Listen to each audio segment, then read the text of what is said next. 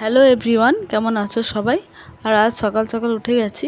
আজকে আমাদের শ্রাবণ মাসের শেষ সোমবার। আমাদের বললাম এই জন্যই, কারণ এখানে পাটনায় কিন্তু ওদের আজ লাস্ট সোমবার নয় না, যেহেতু বিহার, সেই জন্য এরা কিন্তু বিহারি মানে হিন্দি ক্যালেন্ডার দেখে সব পুজো করে। আমাদের কিন্তু শ্রাবণ মাস ঢুকে গেলে আমরা শ্রাবণ মাসের সোমবার পুজো করতে থাকি, কিন্তু এদের এখানে হিন্দি ক্যালেন্ডারের মতে পূর্ণিমা এক পূর্ণিমাতে শুরু হয় আর এক পূর্ণিমাতে শেষ হয়। যেমন শ্রাবণ মাসের গুরু পূর্ণিমাতে এদের শুরু হয়েছিল সোমবার, আর রাখি পূর্ণিমাতে এদের সোমবার শেষ হবে। আমরা যেহেতু মাস থেকে শুরু করি শ্রাবণ মাসের, সেই জন্যই এটা আমাদের শেষ সোমবার। তাড়াতাড়ি সব কাজ গুছিয়ে নিচ্ছি, কারণ স্নান টান করে আবার বাড়িতে পুজো দিতে হবে।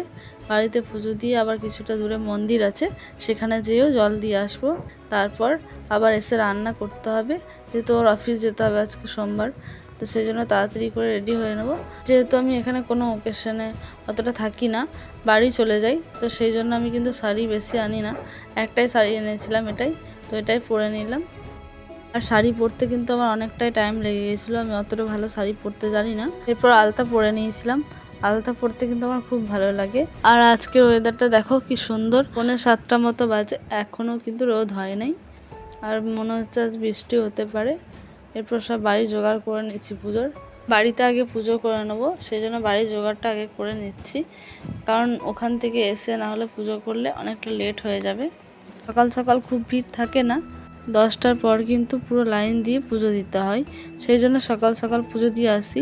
সকাল সকাল না গেলেও হবে না, কারণ আমাকে সকাল 10টার মধ্যেই পুজো দিয়ে রান্না করতে হয়। তোমরা যারা শ্রাবণ মাসে সোমবার করো আমাকে কমেন্ট করে একটু জানিও। বাড়িতে পুজো দিয়ে এরপর মন্দির চলে এসেছিলাম। আর দেখো এখন কিন্তু সবাই জানে যে 10টার মধ্যে খুব ভিড় হয়ে যায়, সেই জন্যই সকাল সকাল সবাই পুজো দিতে চলে এসেছে। প্রথম সোমবারগুলোতে অত ভিড় ছিল না, শেষের দিকে সবাই হয়তো দেখছে যে 10টার মধ্যে খুব ভিড় হচ্ছে, সেই জন্য সবাই সকাল দিকেই পুজো দিয়ে চলে যাচ্ছে।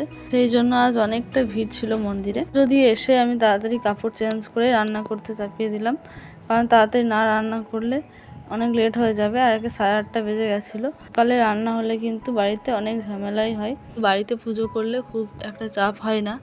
এখন যেহেতু মন্দির যে আমাকে পুজো দিয়ে আসতে হচ্ছে, ওখানেও অনেকটা ভিড় থাকে। ওর অফিস চলে গেছে, আর আমি ভাবলাম একটু চুলটা শুকিয়ে নিই। আর এইদিকে দেখো কি বৃষ্টি শুরু হয়ে গিয়েছে। তোমাদের ওইদিকে বৃষ্টি হচ্ছে নাকি কমেন্টে জানিও।